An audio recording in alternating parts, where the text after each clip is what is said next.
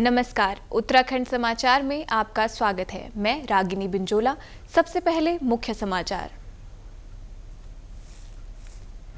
मुख्यमंत्री पुष्कर सिंह धामी ने टिहरी जिले के घुत्तू में आपदा प्रभावित क्षेत्रों का किया निरीक्षण। आपदा पीड़ितों को हर संभव मदद का दिया आश्वासन।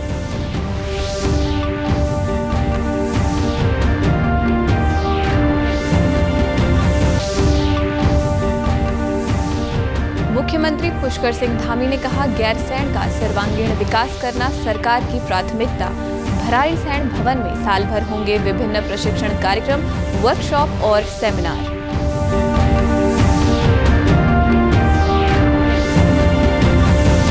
और प्रदेश के विभिन्न हिस्सों में बारिश से जनजीवन प्रभावित। मसूरी में भूस्खलन से यात्री शेल्टर और ट्रांसफार्मर को नुकसान।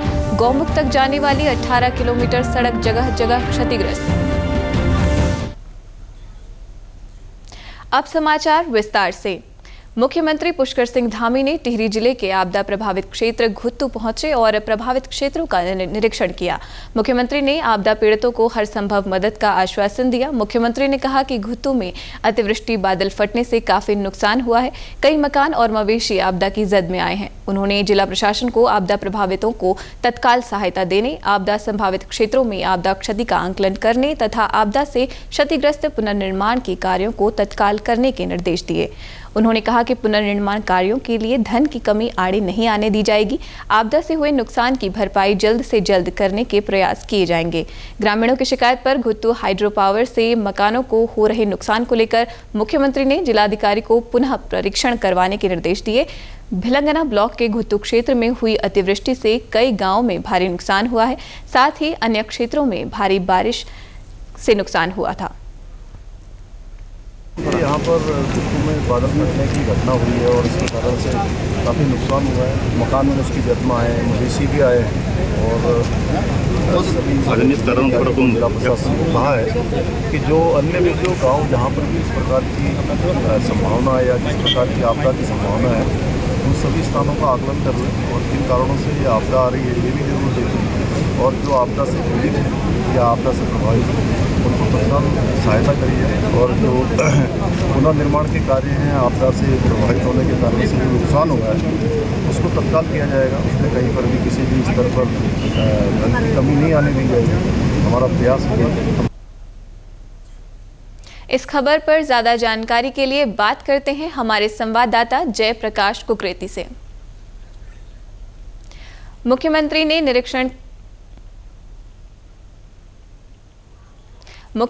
निरीक्षण किया। अधिकारियों को क्या कुछ निर्देश दिए गए हैं? कुकरेती जी। रागिनी जी, यहाँ परसों देर रात को घुत्तू क्षेत्र में बादल फट गया था। बादल फटा और भारी अतिवृष्टि हुई है जिस कारण यहाँ पूरा जनजीवन प्रभावित हुआ है। आज मुख्यमंत्री पुष्कर सिंह धामी ने यहाँ पहुंचकर स्थिति का जायजा लिया तथा प्रभावितों से मिले। उन्होंने कहा कि पुनर्निर्माण में किसी प्रकार की कोई दिक्कत नहीं आएगी, धन की कोई कमी नहीं होगी। उन्होंने जिला प्रशासन को व्यवस्था बनाने और प्रभावितों को तत्काल राहत पहुंचाने के निर्देश दिए हैं। जी, और ताजा हालात क्या हैं? राहत और बचाव कार्य किस तरह से चल रहा है और उनके लिए क्या व्यवस्थाएं की गई हैं? अब तक यहाँ पर जो है 9 गांव जो प्रभावित हुए हैं, प्रशासन की पूरी टीम यहाँ लगी हुई है। 11 लाख से ऊपर का मुआवजा बांटा गया है।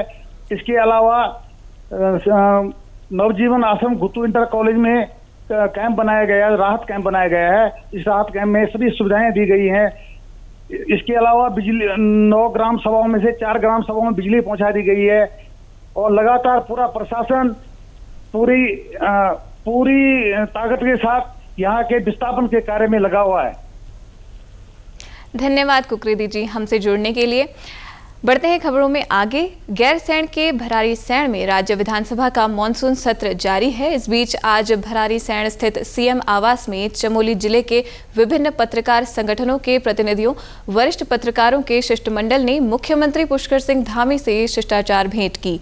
इस मौके पर मुख्यमंत्री ने कहा कि सरकार की प्राथमिकता गैरसैंण का सर्वांगीण विकास करना है। इसके लिए भराड़ीसैंण भवन में साल भर विभिन्न प्रशिक्षण, वर्कशॉप और सेमिनार कार्यक्रम आयोजित किए जाएंगे। उन्होंने कहा कि गैरसैंण में साल भर चलने वाले कार्यक्रमों के लिए सचिव स्तर के अधिकारी को जिम्मेदारी दी जाएगी। उन्होंने कहा कि वर्ष भर संचालित होने वाले विभिन्न कार्यक्रमों से स्थानीय अर्थव्यवस्था को मजबूती मिलेगी। मुख्यमंत्री ने कहा कि गैरसैंण को योग, ध्यान, अध्यात्म के केंद्र के रूप में भी विकसित किया जाएगा, जबकि भराड़ीसैंण में पुलिस आवास का निर्माण कार्य जारी है। मुख्यमंत्री ने पत्रकारों की मांग पर भराड़ीसैंण में पत्रकारों के लिए रेस्ट हाउस बनाए जाने का भरोसा दिलाया। उन्होंने संस्कृति एवं धर्म सचिव हरिचंद्र सेमवाल को गैरसैंण में मां भराड़ी देवी का भव्य मंदिर के निर्माण के निर्देश देते हुए इसके लिए स्थानीय लोगों और हितधारक तीर्थ पुरोहितों के सुझाव लेने को कहा। कांग्रेस देश भर में ईडी के खिलाफ प्रदर्शन कर रही है। इसके तहत देहरादून में भी कांग्रेस कार्यकर्ताओं ने ईडी के खिलाफ प्रदर्शन किया। कांग्रेस कार्यकर्ता प्रदेश अध्यक्ष करण माहरा के नेतृत्व में प्रवर्तन निदेशालय के कार्यालय पहुंचे और जमकर नारेबाजी की। इस दौरान पुलिसकर्मियों से धक्का मुक्की भी हुई। कांग्रेस के वरिष्ठ नेता हरक सिंह रावत को हिरासत में लिया गया।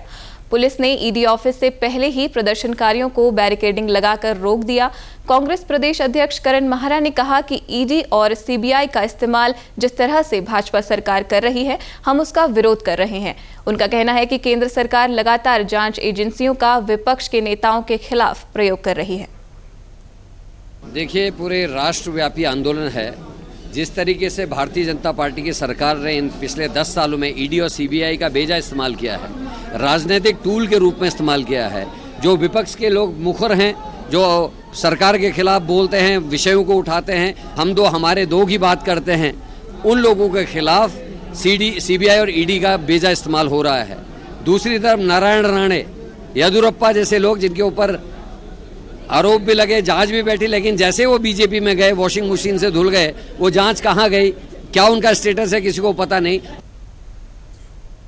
भाजपा प्रदेश मीडिया प्रभारी मनवीर चौहान ने कांग्रेस के प्रदर्शन पर पलटवार किया है। मनवीर चौहान का कहना है कि कांग्रेस नहीं चाहती है कि देश में पारदर्शिता आए। उन्होंने आरोप लगाया है कि ईडी, सीबीआई जैसे संस्थानों की स्थापना कांग्रेस के समय में ही की गई थी।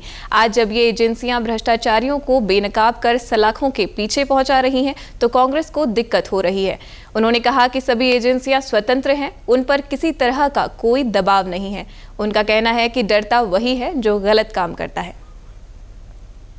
विभिन्न एजेंसियों का गठन किया गया है, उसमें चाहे ईडी हो, सीबीआई हो, इनकम टैक्स हो, और इनकी स्थापना भी स्वयं कांग्रेस के द्वारा की गई है। लेकिन आज जब ये एजेंसियां देश के अंदर एक पारदर्शिता लाने के लिए काम कर रही हैं, तो जो संपूर्ण विपक्ष है उसके अंदर एक बौखलाहट है। और बौखलाहट किस कारण है? क्योंकि बौखलाहट से साफ पता चलता है कि डरता वही व्यक्ति है जो कहीं ना कहीं कोई गलत काम किया हो। इसलिए मुझे लगता है कि कांग्रेस देश के अंदर पारदर्शिता नहीं लाना चाहती है और वो हमेशा भ्रष्टाचारियों का साथ देना चाहती है।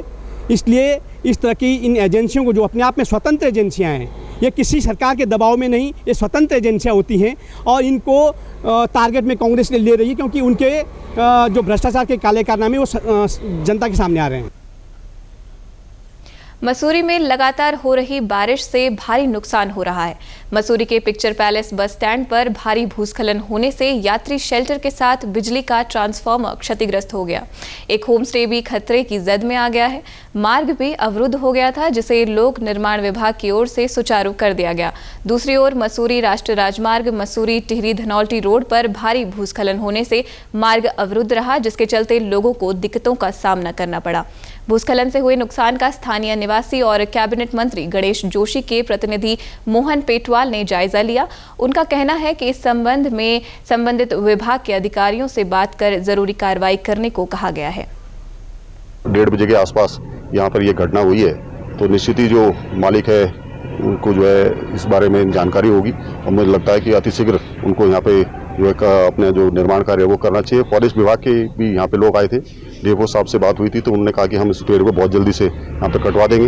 यही नहीं, जो बगल में एक होम स्टे है और रेस्टोरेंट है गोदयाल जी का, वो भी इस जद में मुझे लगता है कहीं ना कहीं प्रशासन को उसके लिए भी कोई व्यवस्था करनी चाहिए, ताकि इससे पहले कोई और घटना हो, उससे जो है कहीं ना कहीं उसका रोकथाम और उसकी सुरक्षा की दृष्टि से जो है शासन प्रशासन को इसमें जो है कदम लेने चाहिए।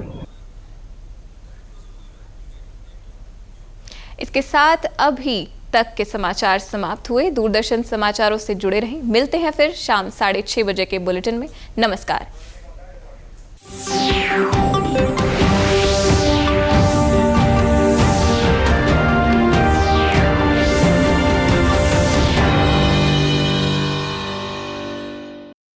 जैसी जान जो है सारे घर की दुलारी, उसकी सुरक्षा और